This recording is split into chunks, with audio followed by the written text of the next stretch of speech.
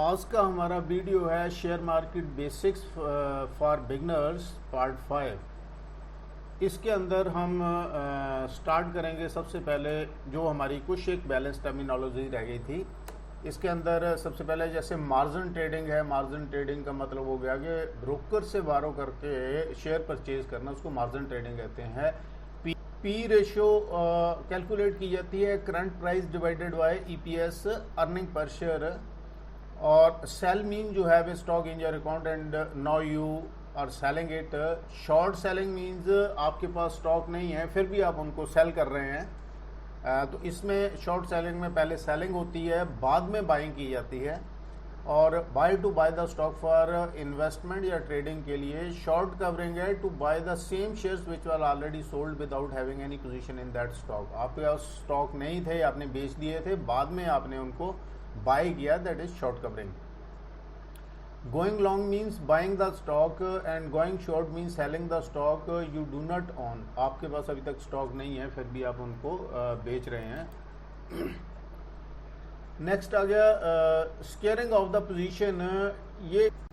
ये बेसिकली कुछ इन्वेस्टर्स और ट्रेडर्स का ट्रेडिंग स्टाइल है in which the traders buy और sell a position particular quantity of the stocks and later in the same day reverses the transactions. मतलब अपनी transaction को square off कर दिया उन्होंने।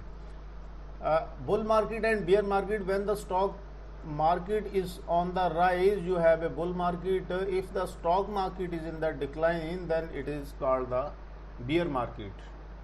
ये कुछ टूल्स है या स्टडीज़ के अलावा जो कि हम आगे टेक्निकल एनालिसिस के लिए इनको यूज़ करते हैं। तो ये एक शॉर्ट टर्म्स आप देख सकते हैं, जैसे M A means moving average, S M A simple moving average, E M A exponential moving average, M A C D moving average, convergence, divergence, R S I relative strength indicator, cross over when 50 DMA crosses the 200 DMA। DMA means daily moving average. P means price to earning, EPS earning per share, intrinsic value actual price और actual worth of the stock. It is different from the current price market. ROE return on equity, ROCE return on capital employed, pet profit after tax, OVV on balance volume. इसके अंदर जैसे हम देखते हैं P price to earning का, इसका main मतलब हो गया कि आप 1 रुपया कमाने के लिए कितने पैसे इन्वेस्ट कर रहे हो उस स्टॉक के अंदर। एंड और ये कुछ स्टॉक सिलेक्शन के पैरामीटर्स है जिनको देख के हम आगे स्टॉक सिलेक्शन करते हैं। इसके अंदर ज़्यादातर ये जो हम फंडामेंटल एनालिसिस के लिए यूज़ करते हैं कुछ एक पॉइंट्स वो डिस्कस हम कर रहे हैं। नंबर 1 है check how money has been made in the past. Is this sector the stock is a futuristic? What is the ROE, ROCE, P ratio, EPS and PET of this stock? What is the business and business growth, management and price? What is the pledge percentage, debt to equity ratio and revenue? What is promoters holding, FIIs holding and DI holding and public holding? Are anyone from the above increasing or decreasing their positions? What are the risk factors and the opportunities in this stock? Financial strength of the stock like cash flow, PAT, revenue, order book, management, expansion plan if any, and competition कितना है market में इसके related. Is there any moat in this business or not? और business should be non-cyclical।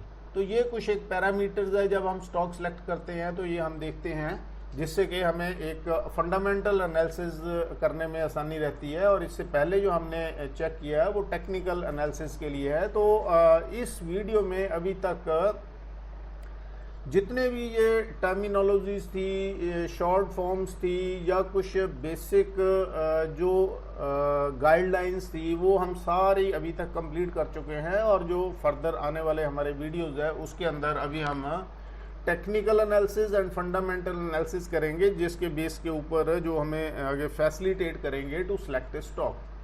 तो आप please इस video को जरूर लाइक कर दें सो दैट कि जो अगले वाले वीडियो है, और सब्सक्राइब भी कर लें और अगले वाले वीडियो जो है आप तक सारे पहुंच जाएं। और तब तक के लिए थैंक यू, बाय बाय।